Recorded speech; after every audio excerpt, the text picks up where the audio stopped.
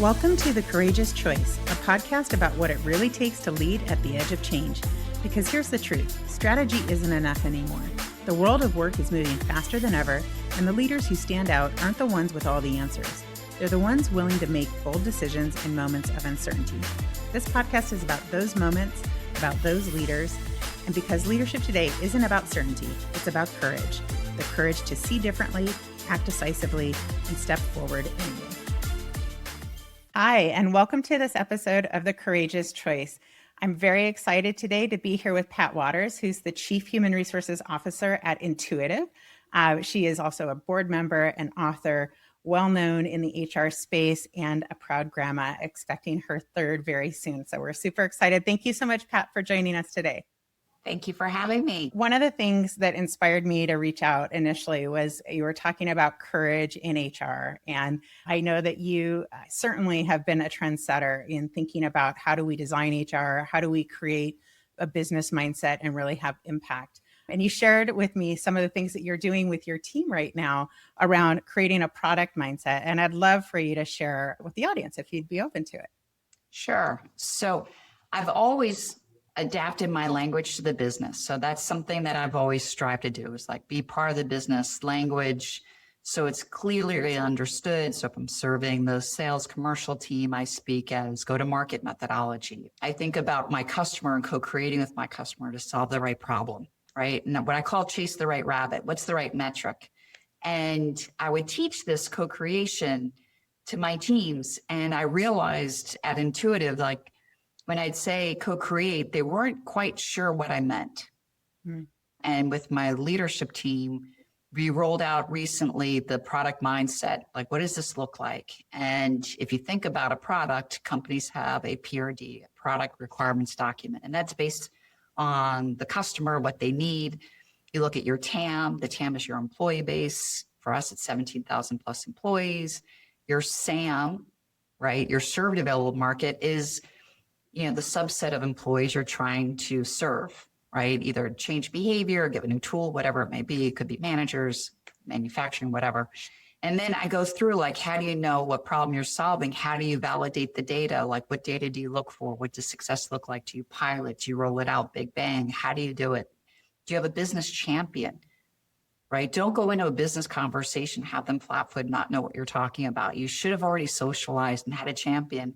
And these champions can't be our partners in crime, so to speak. It can't be IT, it can't be finance. It's got to be, the product leader. It's got to be manufacturing or sales. It's got to be someone that's going to run into the challenge of, should we adopt this or not?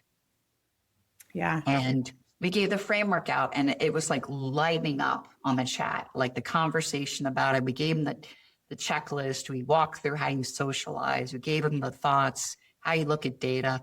It was so fun to roll it up. I'm like, if we do nothing else this year but get this product mindset deeply ingrained, we will all be better served. And you and I chatted before, Jamie, about I don't want to launch programs. I want to create a legacy.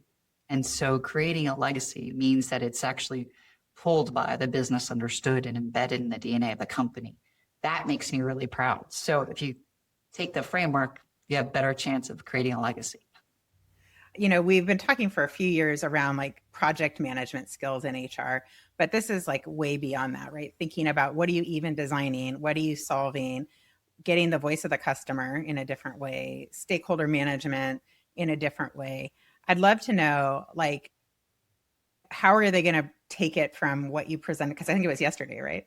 How are they going to move it forward? Or do you have some first initial things they're going to try?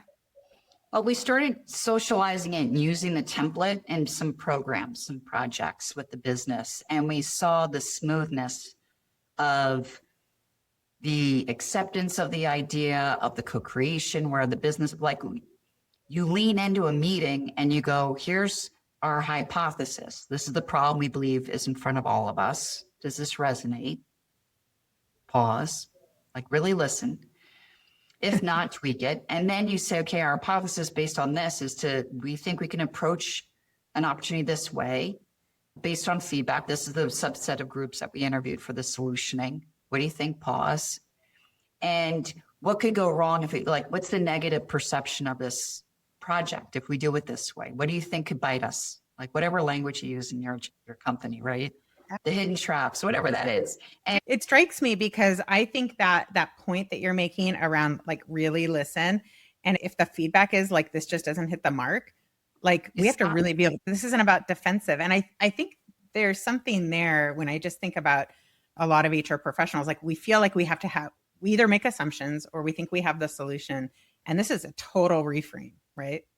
like my team, and I mean, and I told them, I'm like, y'all are wicked smart. Like your wisdom, your experience tells you that if you have a clean job architecture and clean job codes, then you will have these outcomes, because we know to be true that we'll have a better outcome. If you use these, mixes in a recipe, you'll have an amazing cake. Adults don't like to be told what to do without context. They like to be empowered, right? And they want to understand, how this up levels over time. Like, does this really have a return on our time and our investment?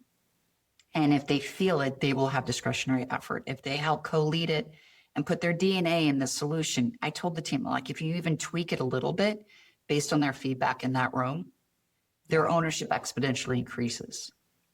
And I said, that's the goal. You talked about creating athletes and building agile skill, and you want to do that across the business, obviously, but also within the HR function. And I feel like this is exactly that in motion, right? Like teaching that ability. I just got off a call with a consultant who was sharing, he's really comes from an HR and OD background, but he is going to market actually talking about customer centric mindset and really having a customer mindset. And he has an assessment that he's helping companies like figure that out. But what he was sharing was that's the vehicle he's using to get to the systemic cultural leadership work, which is often underpinning. The symptom might show up that they're not focused, they're not delivering or focusing on the customer, or there's a gap in the journey or something. So it just struck me as kind of similar to what you're saying, a business outcome and a business challenge first, even if the solution might end up being work that they don't see yet as the solution, if that kind of makes sense. Yeah. I mean, they will discern what's important. They'll get in the journey with us and they'll learn, they become our champions. I also think it's imperative upon us to think both like a supplier. What is a good supplier and a good customer? We both have incredible roles. And if I'm a good supplier, that means my customer will be better served, because my query, my questions will make them articulate their needs better. As a supplier, I'll say, what is your prioritization? What is the risk you're worried about? Do you have absorption issues? Can you tackle this now? Is there another program going on that may in fact use the same people and get in our way? And so by my query, the customer will be better. I think that's one of the most important skill sets for HR today, is actually asking powerful questions. Oh, it's our best tool by far. Yeah. And then powered with what you shared about that comfort of getting responses that you just genuine responses that you aren't prepared for, right? And then being able to partner to solve. I think that's the moment we're at, and the people who are comfortable with that are going to be more effective. Oh, they're going to change the game. If they're agile, if they're athletes, that will change the game. I'd love to hear what that means to you, being agile and being an athlete in a corporate sense.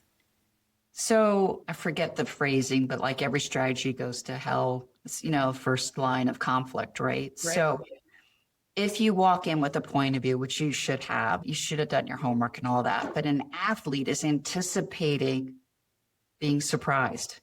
They don't know how, but they're anticipating. So I walk into a room with humility, going, I am probably 90%, maybe even 95% accurate, but I'm probably missing one or two things that I can't see around that corner. Yeah. And if you come in with humility, with the curiosity, and give permission for critical thinking, constructive feedback to me, and then I pivot and I go, okay, tell me more. Why? I disagree, or here's why I disagree, and let's discuss that a little bit more. And, by me role modeling the curiosity, the care, the confidence still. That's huge. Yeah. Right? I think the ball will move faster.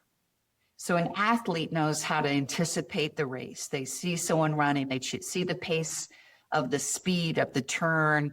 They know their energy. They know the outcome. They know where they're going on the track.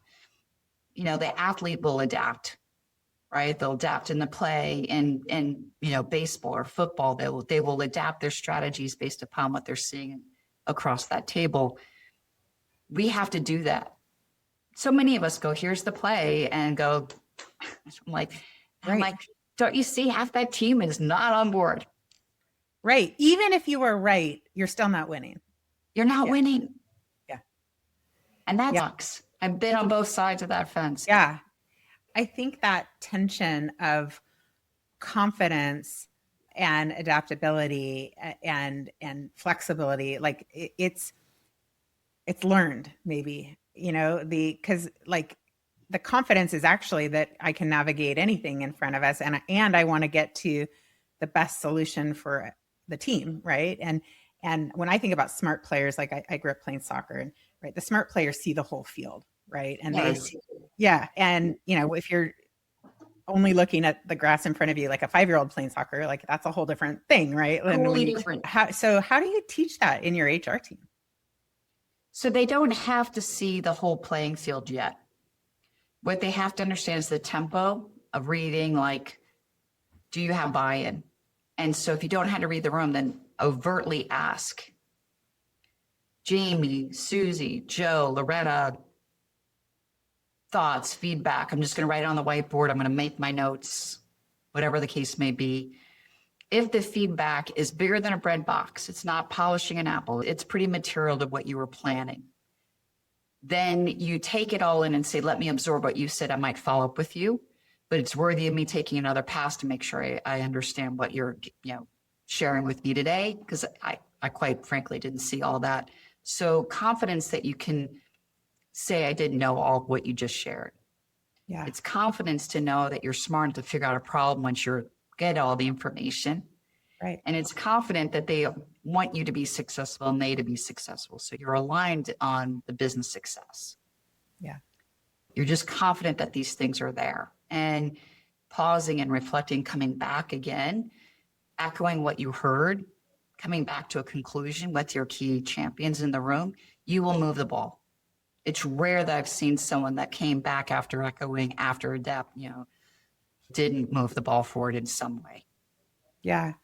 There's something in that too about actually coming at it like we're on the same team, right? I mean, I'm a business leader. I want the success of the company, so treat me as such. When you think about the way that work is changing, and you're, I don't know how far you guys are on your AI journey or how you're leaning in there. I guess maybe share a little bit about what those conversations are looking like, and then maybe how you're kind of readying the workforce through some of this work, I'd imagine.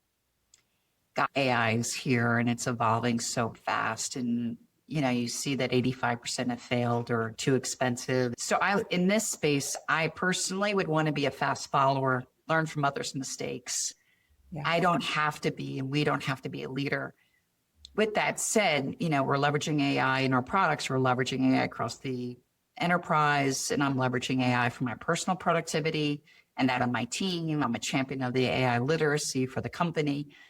All of that to say, let's get confident in learning and then applying what we can. And then I am trying to extrapolate out with my team's help is like in 3 to 5 years, what could the workforce look like, or 3 years? And a part of my workforce is agentic AI, agents. Then managers have to know how to manage an agent as much as they know how to manage an employee. Like, what is the leverage? How do you look at process design, your metrics, protecting security of the company, the data that you use, the foundation of data? And so for us in HR, it's like job code is a foundational data set. Our job codes, the governance around those. And then if you think about cleaning that up and making it really clear, simplifying your architecture, then how do you attach your learning, your dispositioning of tools and software and governance around that? So when you change jobs, it knows that and knows location and changes what you get access to, the knowledge you get. And an AI agent can come talk to you and go, hey, you just changed jobs, boom, boom, here's your career path. And so I'm trying to figure out a way for job descriptions to be more agile. So It doesn't say you do these 15 things. It says these are the skills you need. And the realm in which you work. So if I change your job by 20% on what you thought your job was, it's not like your job shifted. It's like you're evolving. You're Job applying the evolved. skills potentially in different ways, but it's Yeah. really the same. So are you saying you already like have those agents built, or is that where you're going? We have some agents, like we're playing with it, right? Like Yeah. everyone else is. And so Yeah. we have a couple of agents to help us. We're looking at our dance partners. You think about the ERP partners out there. You think about Yeah. the vendors out there implying the same thing. And so how do you cross over? How do you create this employee experience where they're not in conflict? Right. We're all navigating that. Yeah, I mean, and because there are roadmaps and functionality, everyone's evolving and there's duplication, and then trying to figure out, like you said, you don't want redundancy, but you want smooth transition and to optimize. So it's actually a pretty exciting time.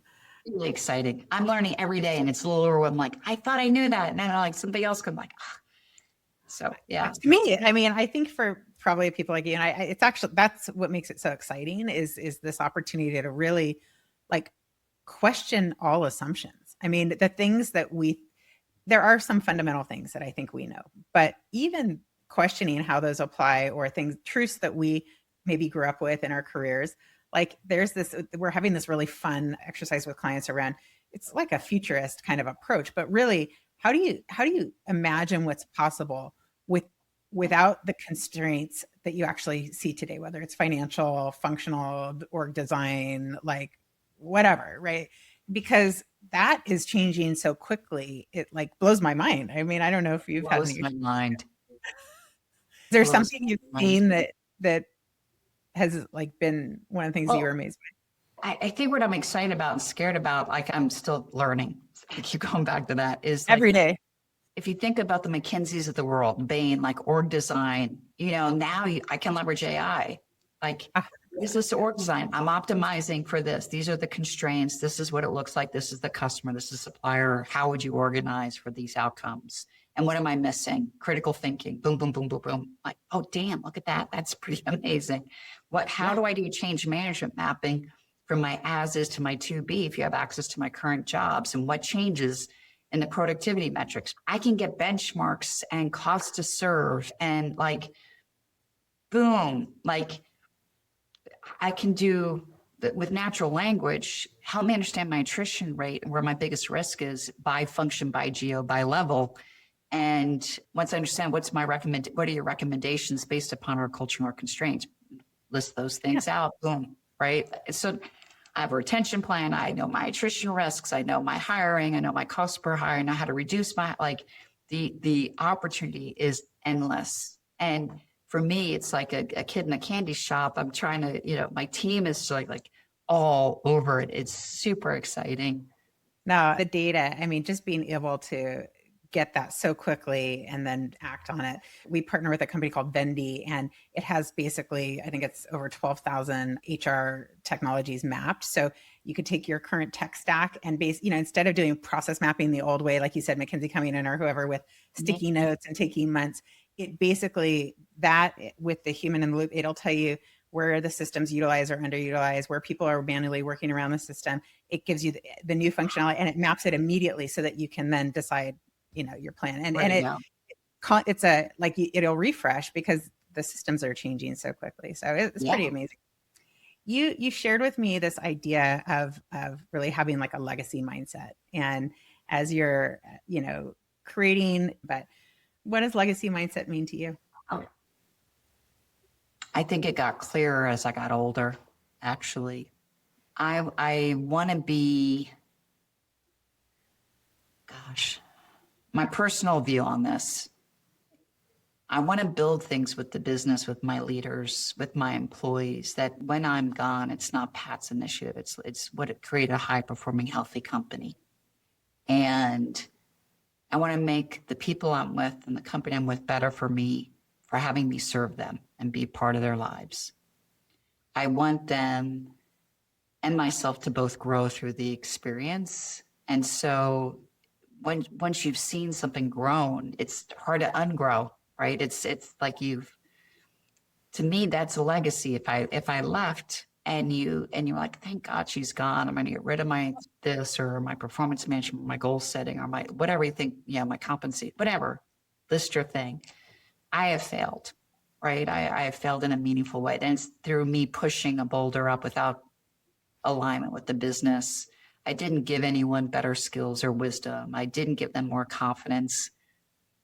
That to me is a legacy. I want them to be better served because I was there. Wow. I got chills. Yes. I love that. You're so accomplished. When you think back so far throughout your career, and I say thus far because I know you're still doing this. So I don't think this is the legacy defining thing. But when you think historically, like what is one or two things you're most proud of so far? The things that popped in my head really fast probably are what mean the most. So are the people that I've worked with on my teams that have gone on and flourished and found joy in their careers. I think what I do and what we get to do is pretty darn sexy and critical. And many times we're not seen that way. But I think if you show up as a business leader with this athleticism, you change hearts and minds and you make better cultures around you and you create healthier paths for employees and their families. So for me, I'm super proud of that. I think I've been able to accomplish that in companies I've worked with. They're like, all right, I'm just going to believe you. The other thing I'm really proud of is the moment which I brought belonging into IND at LinkedIn. Yeah. That to me it felt so right to my core. And I remember getting, a little bit of pushback in the beginning, like dibs is kitschy, like, and I'm like, yeah, but it'll be remembered, like belonging will be remembered. Like I'm calling dibs on belonging, inclusion, and diversity. People want to belong in a really authentic way. And I know when I get to be me, I'm happier, more productive, healthier, joyful. Who doesn't want that? And so that just was like pulling things together for me. I'm really proud of that. And I won't let go of it. Like, I don't care what the environment is like. I think this matters so much.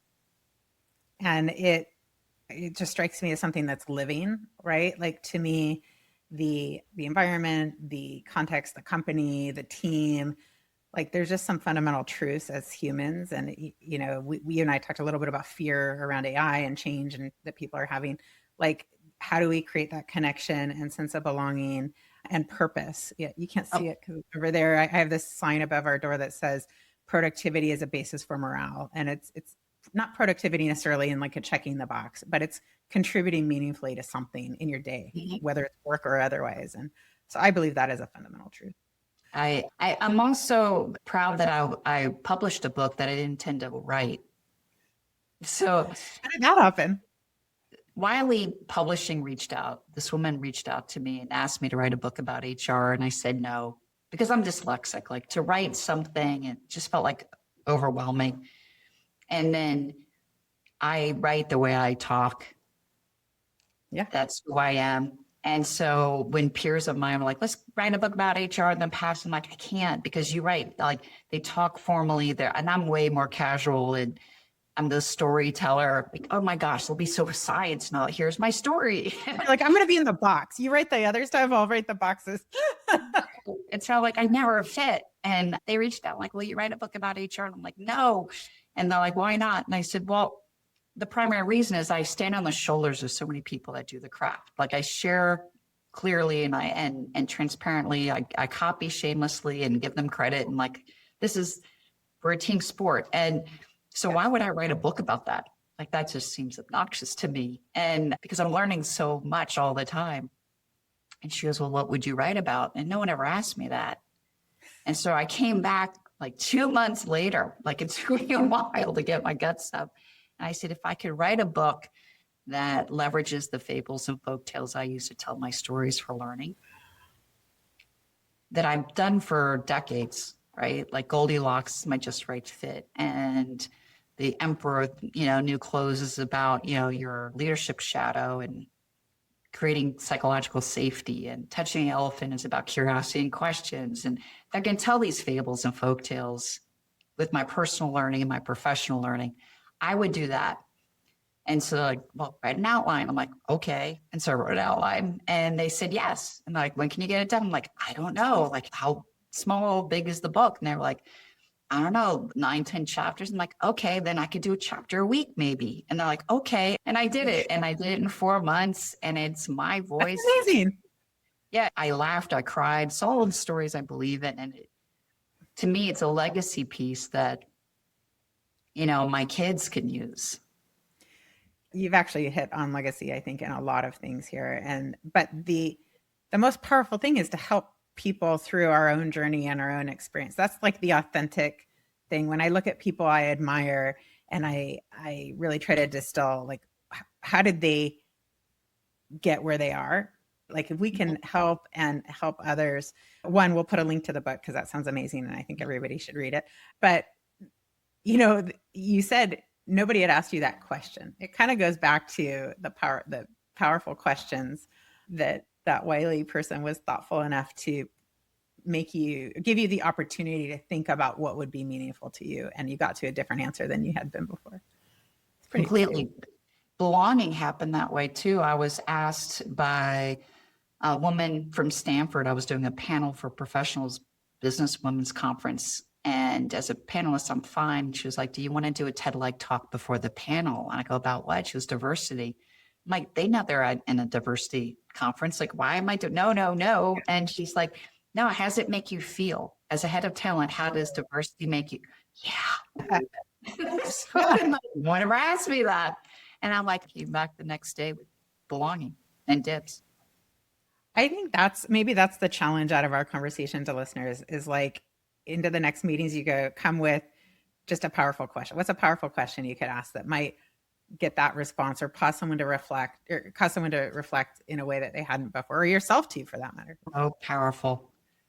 I have on my other desk, I have a list of powerful questions to remind me of the power of questions, because again, I think that as leaders, often we're so trained to try to have solutions, and you feel responsible. Like, it's not coming from I'm trying to tell you a directive perspective. No. It's more just like, I feel responsible to have ideas or solutions. You're looking at it. You're looking at me for guidance. Right. And it doesn't always feel good to be met with a question, but that's how, as a business, I remember the transition, like from a business partner to real impactful kind of HR leader. And the biggest difference was not solving it, was asking the questions. What advice do you have for up and coming HR professionals who look at you, with admiration and where you've kind of stepped in with courage? What advice do you have for them as they are on their authentic journey?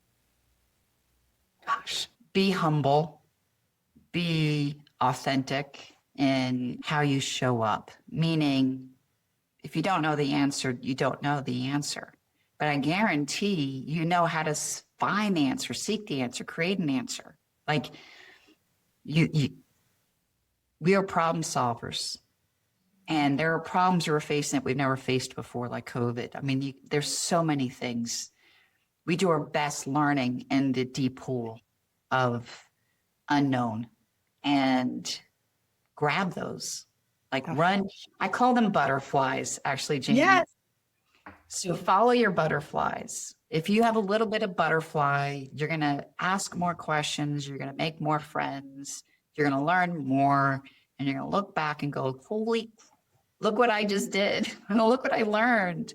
Chase your butterflies and you will be amazing. Thank you so much. I am really so inspired.